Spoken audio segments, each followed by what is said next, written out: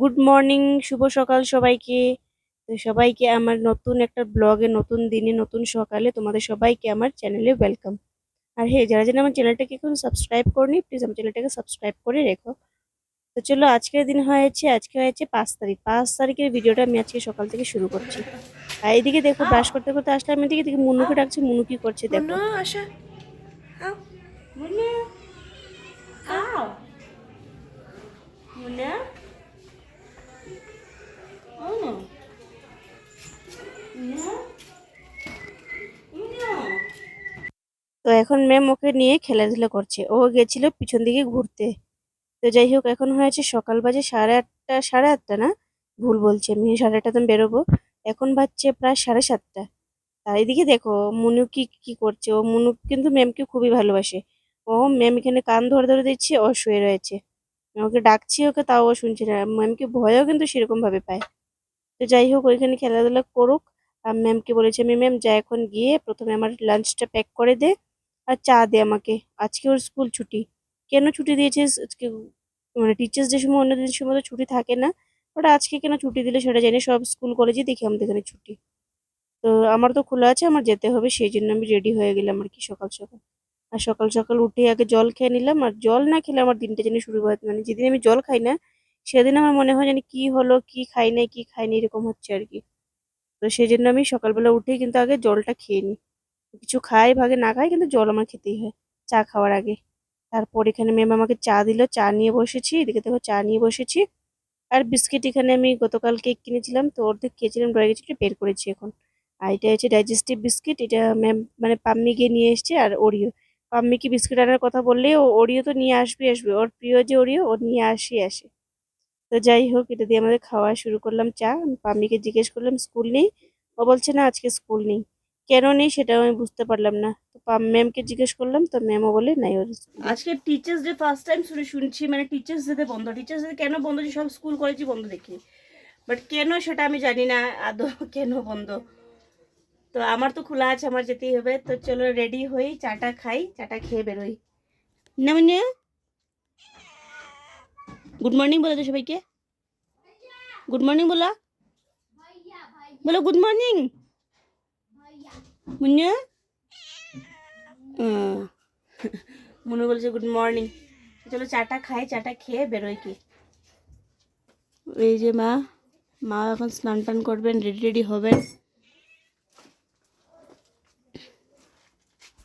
তো বসলাম এখন এখানে চা খেতে।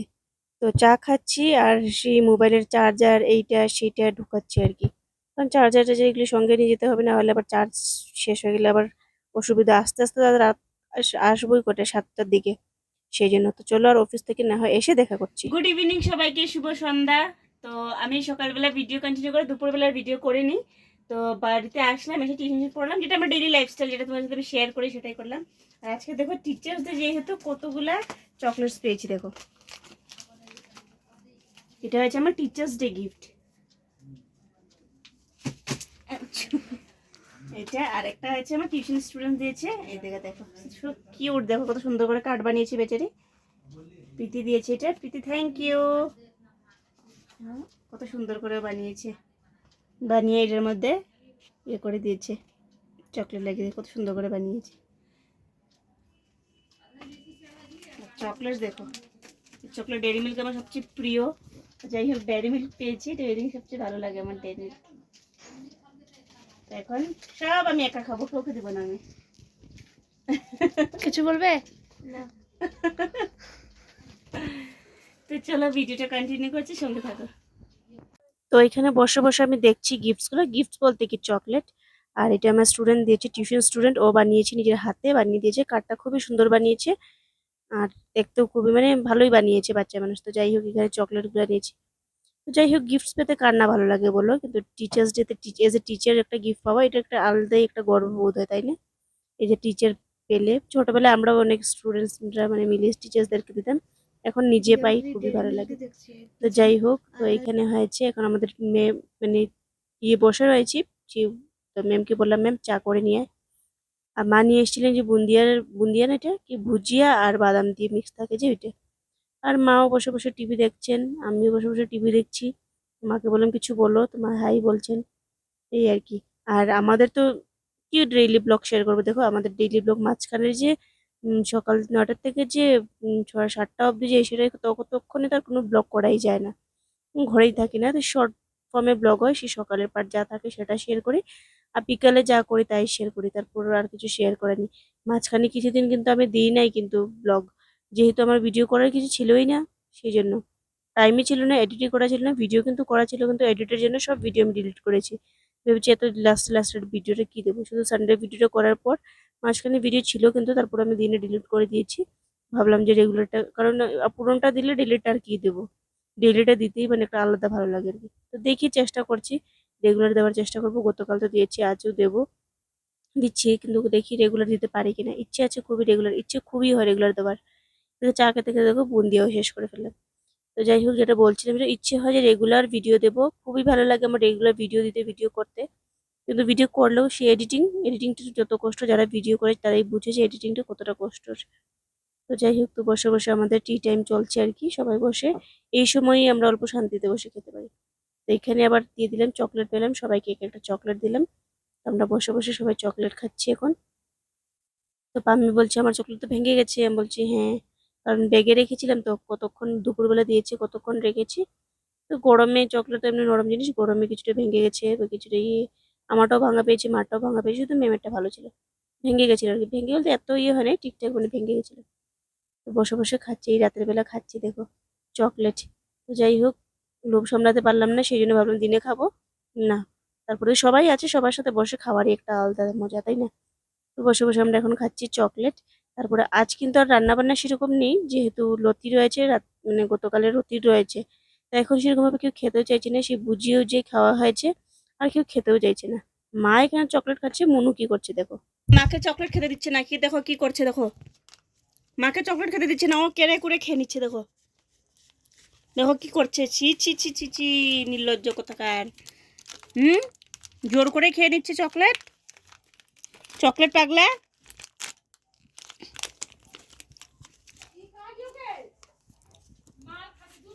হায় কপাল, দেখো দেখো দেখো ওকে। তো প্রায় এখন রাত হয়ে এসেছে, লতি তরকারি তো রয়েছে, এখন আমরা ভাত খাবো, তো ম্যামকে বললাম যে ভাতটা বসিয়ে দে, তো শুধু ভাত বসাবে, আর তরকারি রয়েছে, আর এখন সেরকম ভাবে কেউ খেতে চাইছে না, যেহেতু ভুজিয়া খাওয়া হয়েছে, চা খাওয়া হয়েছে, আজকে অল্প বেলা করেই খাওয়া হয়েছে চা ভুজিয়া এসব, তারপর চকলেট টকলেট খেয়েছে, কারো এত ভাত খাওয়ার আর কি ইচ্ছে নেই। তো যা আছে তা দিয়ে এখন বানিয়ে আবার নষ্ট হয় তরকারি, রেখে দেবো, বাসি তরকারি খাবো, তো যখন এত খাবোই না যখন, তাহলে রান্না যে তরকারি আছে সেটা দিয়ে খেলেই হয়ে যাবে, তাই না? আর প্রেশার কুকারে আমরা ভাত খাওয়ার অল্প কিছুক্ষণ আগে বসিয়ে দিই ভাত প্রেশার কুকারে, বাস প্রেশার কুকারেও হয় যে তাড়াতাড়ি, বাস বসিয়ে দিলাম আর কি। তো ম্যাম এখানে ভাত বসিয়ে দিয়েছে, আর আমরা বসে বসে গল্প করছি, আর আমরা তো এডিটিং করছি, এডিটিং এর রয়েছে, তো সুযোগ পেলে এরকম ভাবে এডিটিং করলে রেগুলার ভিডিও দেওয়া যায়, এডিটিং না করলে রেগুলারলি ভিডিও দেওয়া যায় না। তারপর দিকে ম্যাম আমার ব্যাগ থেকে বের করছে টিফিন টিফিন, এগুলো আমি নিয়ে এসেছিলাম, লাঞ্চ প্যাক করে নিয়ে যাই যে, এগুলা আমি এনে রেখে দিয়েছি, ম্যাম বের করেছে, বের করে ধুবে আর কি, সেই জন্য ধুয়ে টুয়ে রাখছে এগুলা। তো এই আর কি, তো ও করছে, খাওয়া বাসন টাসন সেরকম নেই, শুধু ভাতটা বসিয়েছি, টিফিন টিফিন ধুয়ে ব্যাস রেখে দিচ্ছে। তারপর দিকে আমরা ভাত টাত খাবো, ভাত টাত খেয়ে ঘুমিয়ে পড়বো আর কি। তো এদিকে ও ভাত বসিয়েছে, আর বাসন ধুচ্ছে, বাসন বলতে এটাই বাটি। তো চলো, ওর রান্না বান্নাও কমপ্লিট, আর না মানে রান্না কমপ্লিট না, ভাত হচ্ছে, আমরাও খেতে বসে যাই। তারপরে দিকেও দিয়ে দিলাম আমাদেরকে ভাত, আর এদিকে দেখো আমি অল্প পরিমাণে নিয়েছি, বাটিতে শুধু নিয়েছি অল্প, কারণ সেরকম ভাবে আমার খাওয়ার একদমই ইচ্ছে করছে না ভাত, তো সেই জন্য বাটিতে খাচ্ছি। তো চামচ দিয়ে অল্প স্বল্প খাবো, এই আর কি। মানে খিদে আছেও পেটে এক সাইডে, আর অল্প দিকে মনে হচ্ছে ইচ্ছেও নেই, ইচ্ছে আছেও একদিকে আর ইচ্ছেও নেই, এরকম সিস্টেম আর কি। তো এদিকে আমি লতিটা কিন্তু মা রান্না করেছেন গতকাল, খুবই টেস্টি হয়েছিল, লতিটা খেতে খুবই টেস্টি হয়েছিল। তো মাকে আমি বলেছি যে মা আবার যদি লতি আনো তাহলে এরকম ভাবে রান্না করি, খুবই ভালো লেগেছে। মা বলছে ঠিক আছে, চলো খাওয়া দাওয়া করে আর দেখা করছি। তো চলে আসলাম, খাওয়া দাওয়া করে মুখটা ধুয়ে আসলাম, কিছুদিন থেকে আমি পিম্পলসের জন্য অনেক ভুগছি, মানে যে পরিমাণে পিম্পলস উঠছে কিছুদিন থেকে, কেন উঠছে কেন হয় আমি সেটা বুঝি না। কিছুদিন দেখবো মুখ পুরো ক্লিয়ার, কখনো দেখবো পিম্পলসে ভরে গেছে, আর পিম্পলসে কিছুদিন থেকে এত ফেস করছি, ভালো লাগছে না আমার। তো তারপরে সেদিন আমি ভাবলাম যে আর পোর্স, পিম্পলসের জন্য ওপেন পোর্স হয়ে গেছে ফেসে, তো ওপেন পোর্স হলে কিন্তু স্কিনের জন্য ভালো না, তো সেই জন্য ভাবলাম যে সিরাম লাগালে নাকি ওপেন পোর্স গুলো কমে, শুনেছি আর কি। তো যাই হোক, ঠিক মানে ফেসের তো এরকম ভাবে স্পেশাল কেয়ার নিতেও পারি না, তো সেই জন্য ভাবলাম যে দেখি, সেদিন এনেছিলাম আমি তো এখন ইউজ করছি আর কি, তো ভাবলাম তোমাদের সাথেও শেয়ার করি এটা। তো এখানে আমি এনেছিলাম কটন, প্যাকিং করা কটন, কটনটা খুবই ভালো। আর এইদিকে দেখো গোলাপ জল, গোলাপ জল আগে ছিল আমার ঘরে, শেষ হয়ে গেছিল আর এক্সপায়ারও হয়ে গেছিলো, সেই জন্য এখন গোলাপ জল ছোট্ট একটা গোলাপ জল নিয়ে আসলাম। আর এটা হয়েছে গার্নিয়ারের সিরাম। তো গিয়েছিলাম আমি অন্য সিরাম নিতে, কিন্তু কেউ ছিল না, তো গার্নিয়ার এটাই এবার নিতে হয়েছে। তারপর দিকে এখানে কটন নিয়ে বের করে নিচ্ছি আমি। কটনগুলো দেখো কি সিস্টেমেটিক করে রাখা, সার্কেল সার্কেল। এতগুলো কটন আমার লাগবে না, অল্প ফেসে শুধু ইয়ে করবো, সেই জন্য আমি ছিঁড়ে নিচ্ছি। অ্যাকচুয়ালি এটা রাউন্ড অলরেডি রেডিমেড ইয়ে করা আছে, তুমি পুরোটা নিতে পারো, কিন্তু আমি পুরোটা নেবো না, ওয়েস্ট করে লাভ নেই, কারণ এতগুলো কটন ফেসের জন্য লাগবেও না। আমি এটার উপরে গোলাপ জল দিয়ে, যেহেতু আমি ফেস ওয়াশ দিয়ে কিন্তু মুখটা ধুয়ে নিয়েছি আগে, তারপরেও আমি গোলাপ জল দিয়ে এটাকে ক্লিন করে নিচ্ছি। কারণ আমরা গোলাপ জল যতই ফেস ওয়াশ ইউজ করি না কেন, তারপরেও একটা স্কিনে একটা ময়লা থেকেই যায় আর কি। এটা গোলাপ জল দিয়ে কটন দিয়ে উঠালে তারপরে তুমি কটনে বুঝতে পারা যায় যে কতগুলো নোংরা আমাদের ফেসে আছে।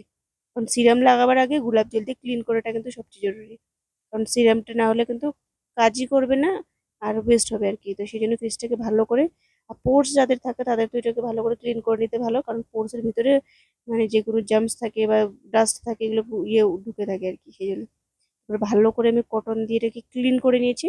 তারপরে এখন আমি এটাকে সিরামগুলো ফেসে অ্যাপ্লাই করে নিচ্ছি। তো যাই হোক, দেখি এটা শেষ করে দেখি গার্নিয়ারটা কেমন। গিয়েছিলাম আমি অন্য ল্যাকমির বা কিছু পাই কিনে না, কিন্তু ফার্স্ট টাইম ট্রাই করছি, তো উনি আমাকে বলছে ফার্স্ট টাইম ট্রাই করছে, গার্নিয়ারটাও করে দেখতে পারো, যদি ভালো পড়ে তাহলে নিতে পারো, যদি ভালো না পড়ে চেঞ্জ করতে পারো। তো আমি বললাম ঠিক আছে, আমি গার্নিয়ারটাই নিয়ে আসি। তো যাই হোক, ভালো করে আমি ফেসের মধ্যে অ্যাপ্লাই করে নিচ্ছি। আর পিম্পলস গুলো দেখো আমার ফেসে কি পরিমাণে পিম্পলস হচ্ছে, কেন হচ্ছে আমি সেটাও বুঝি না, এত পরিমাণে পিম্পলস হচ্ছে। আর ফেসে এখন ভালো করে আমি অ্যাপ্লাই করে নিচ্ছি পিম্পলস বলছি, সিরামটা। তারপরে বাস, কি আর সফট সফট হয়ে যাচ্ছে কিন্তু স্কিন এখন।